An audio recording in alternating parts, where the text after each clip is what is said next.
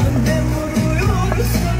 Ben de sevdiğim çok şey var, adı aşk değil. Sordun mu, hayatım mı? Kendin geldin ya, şimdi dinle bir.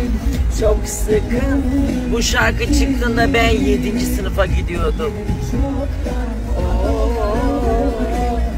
Senden çok var, beni mi buldun şimdi? Çok işim var.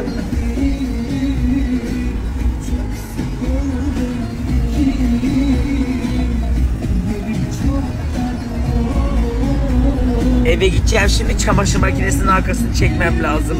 Bir o kaldı. Gülüm, nen var? Kapımı kapat. Kapını kapatayım.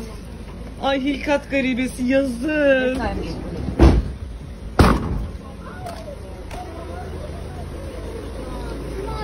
Ne oldu? Aşkım o neydi?